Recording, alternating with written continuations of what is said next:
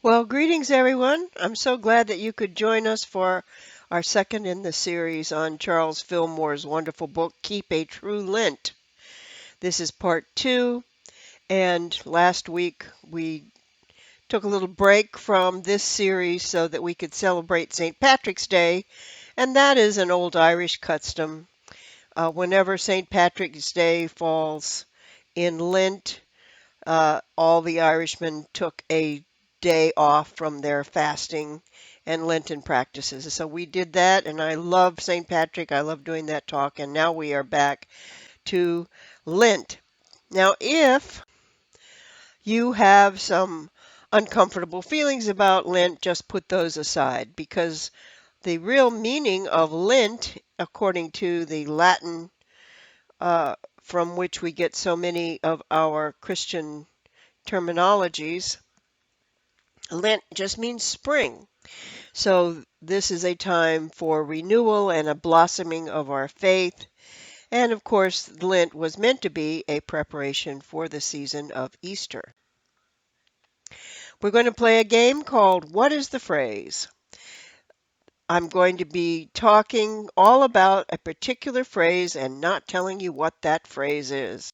It's a very common phrase like they say.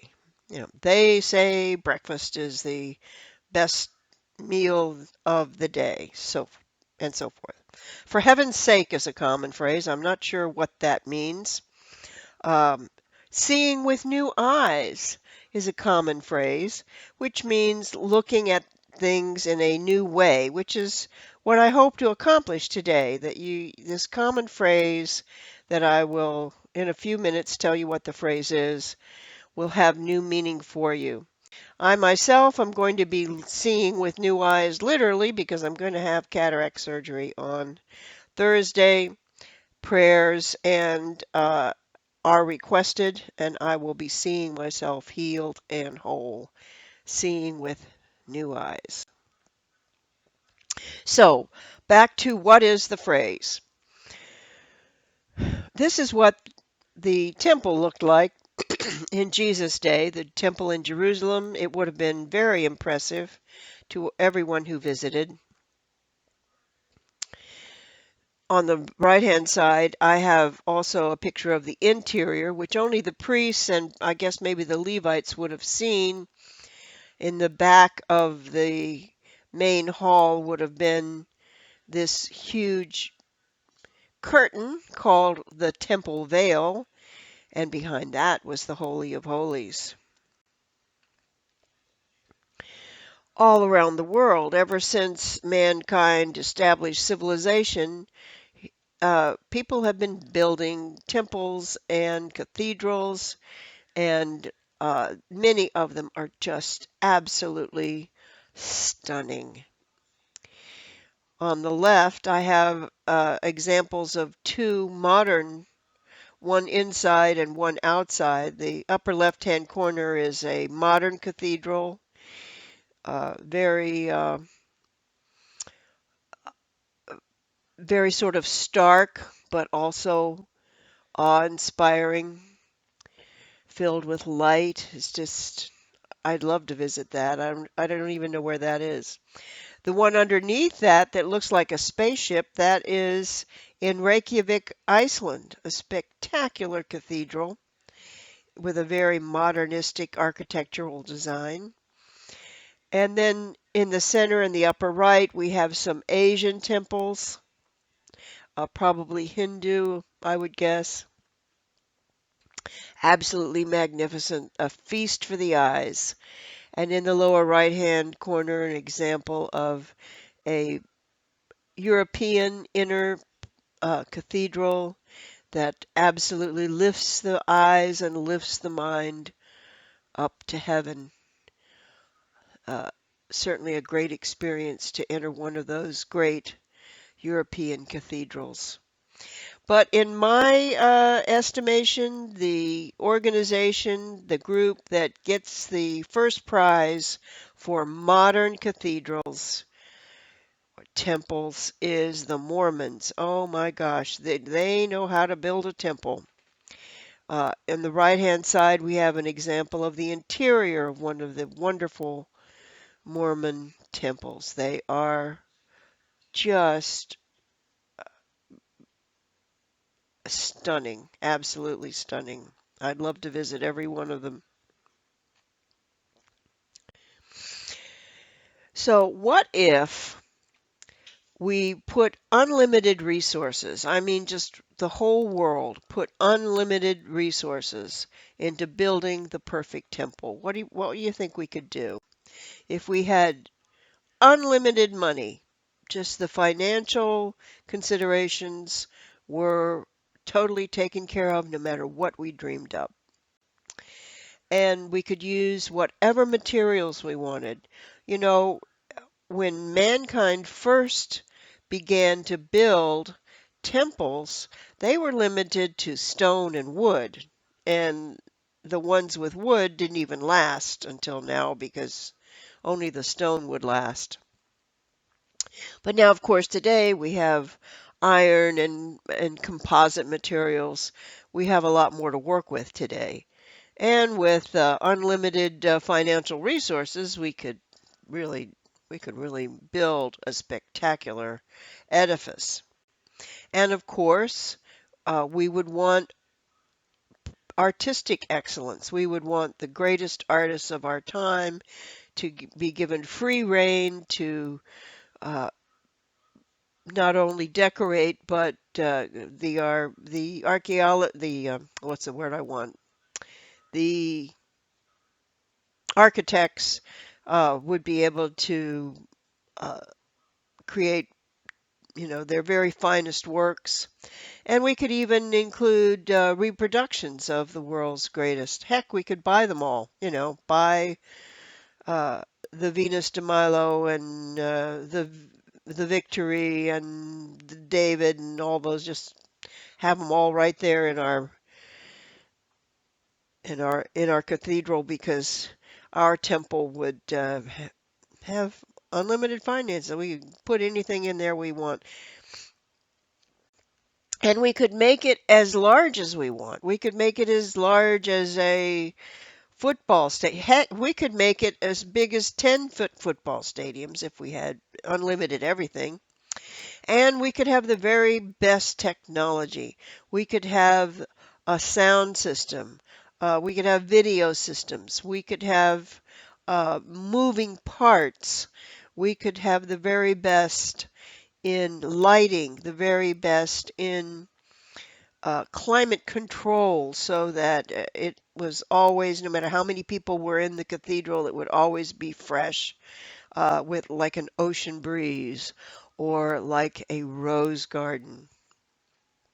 We'd have all this orchestrated by an artificial intelligence that would respond to any circumstance and keep the interior of our temple in a perfect condition. Well, that would be nice. That would be fun. But what if we built this temple and we just thought it was wonderful? God came along and said, "Well, that's nice, children. I think you did a really good job. But let me show you what I can do." What if God built a temple? Talk about unlimited resources. That would be something. In the first section of this series, we talked about mind, idea, expression, the trinity of the metaphysical uh, idea of God, mind, idea, and expression. So, divine mind having an idea of a temple, what would that expression look like? Hmm? Well, actually, that's already been done. In the last book of the Christian scriptures, the book of Revelation, is a description of what is called the New Jerusalem, which will uh, is prophesied to become uh, part of the new heaven and the new earth after the old age has passed away. And it says that in the New Jerusalem, there will be no temple because the New Jerusalem will be the temple itself. Isn't that spectacular to think of? But nevertheless, there is another dimension, another element, another degree that we could, if God wanted to, being omnipotent and nothing is impossible with God, instead of having extremely advanced technological artificial intelligence running the most perfect, wonderful temple ever created, God could make it alive. God could make a temple that was sentient, a temple that knew that it was a temple that knew that it housed the presence of God, a temple that knew that it was beautiful, a temple that knew that it was holy. Now that is something to think about, isn't it? But that's also been done because God did that with mankind. Mankind is the presence of God that is capable of knowing that it is holy, that it is beautiful and perfect. So what is the phrase? What is the phrase that I have been talking about?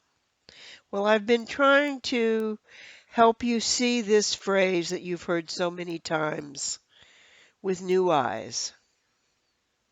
And the phrase is body temple. You've heard that phrase many times. To think of your body as the temple of God, to have a consciousness of yourself as a body temple.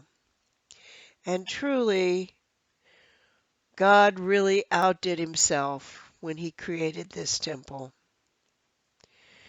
I look at the great artwork just of the human form, and it's just so stunning. I just want to drink it in. I never get tired of it. When the essence of the human form is captured in all its beauty, it's so uplifting. I think of Keats, who said, "Truth is beauty and beauty is truth. That's all we know and all we need to know." And this is how we can, in our wonderful prayer for protection, we end by saying, "Wherever I am, God is." That's what we mean. I'm here, God's here. We're here, God is here.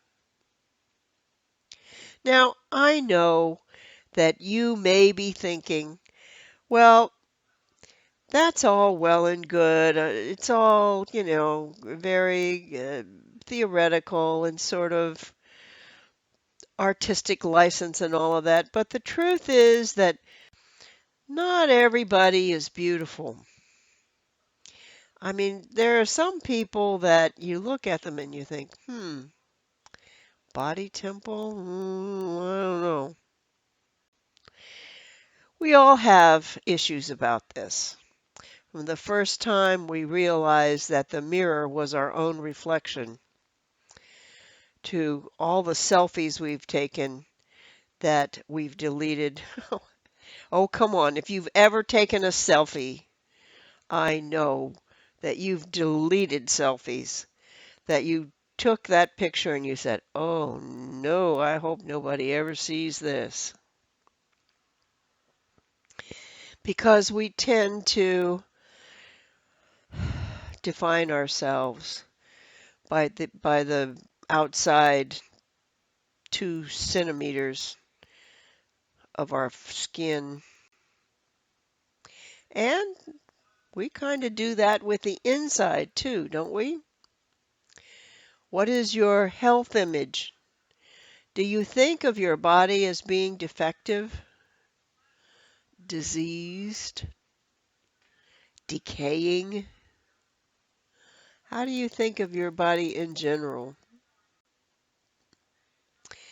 In this third chapter, Charles Fillmore writes, if you want to see the real expression of divine mind in your body, all you have to do is to image it mentally. Put your I am identity into it and affirm that the perfect body, as idealized in God mind, is now made manifest in your hands, in your feet, in your heart, and in every part of your organism.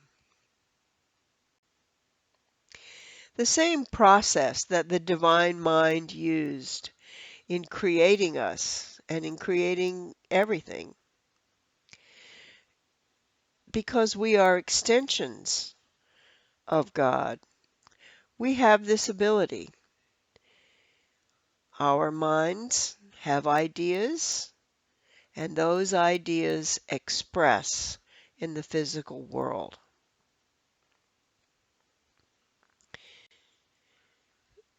So Charles Fillmore is saying, fill your mind with perfect things, with beautiful things. If you're thinking about the body, think of the body in perfection. Think of the body the way the great artists think of it and love it. And think of those bodies in action. Think of them living lives that are full of vigor and enthusiasm and life and fun. Because it's kind of just a social norm that when we talk about our health, we talk about our health problems. And when we talk about our lives, we talk about limitations and obstacles and unpleasantness. And by filling our minds and our conversations and our images in this way, that's what we express.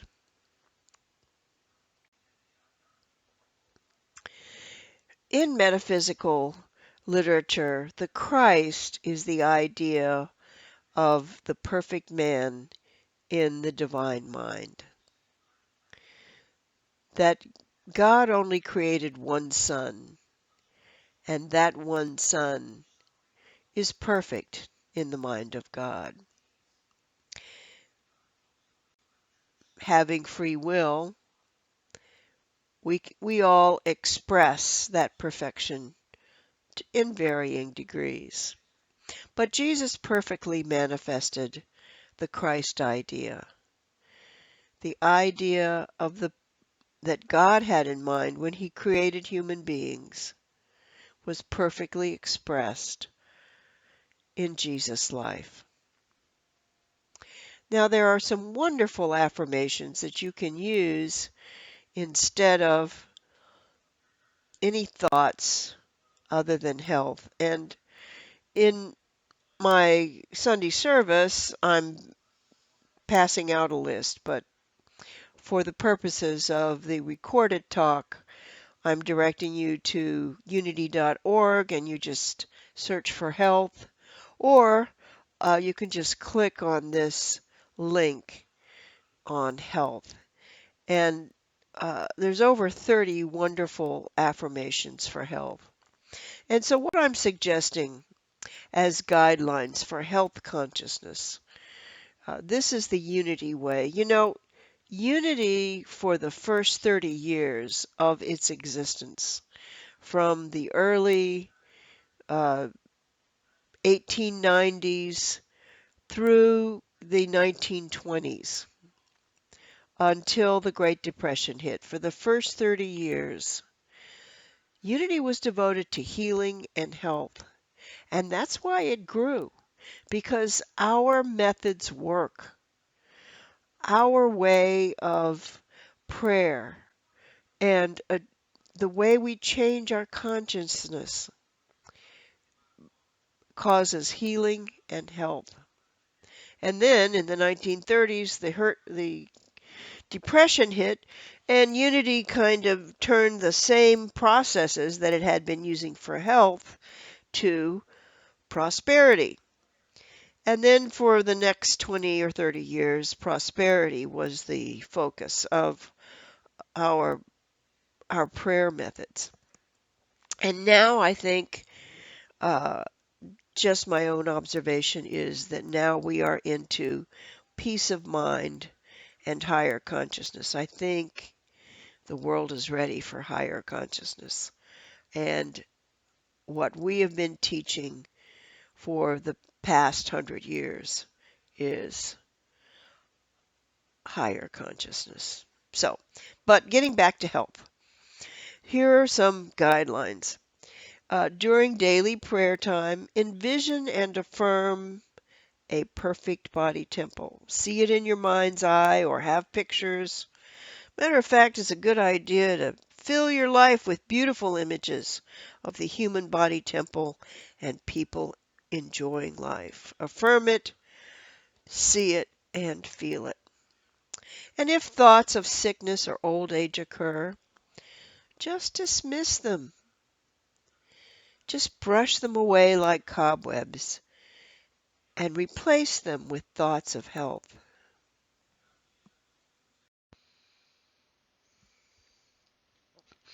And let's not make jokes about poor health or aging.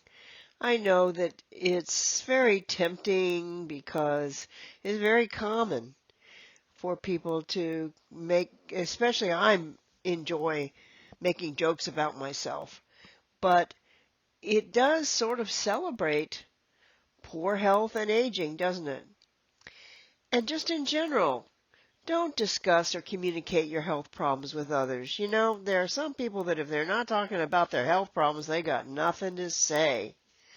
So unless you're talking to your doctor or a health professional, there's no need to have conversations about health problems because that only emphasizes in your own mind that you have problems and encourages your friends and dear ones to talk about their health problems and focus their consciousness on what they think is wrong with them.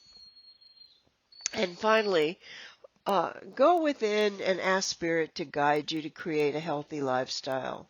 Honor your body temple with the activities and the foods that are good for you, and follow your guidance on what it is that you are doing that you need to release out of your life that does not honor your body temple. This is Nancy Willingham. Please know that I see you happy, healthy, safe, and well. And I hope you join us next week for part 3 of Charles Fillmore's Keep a True Lent.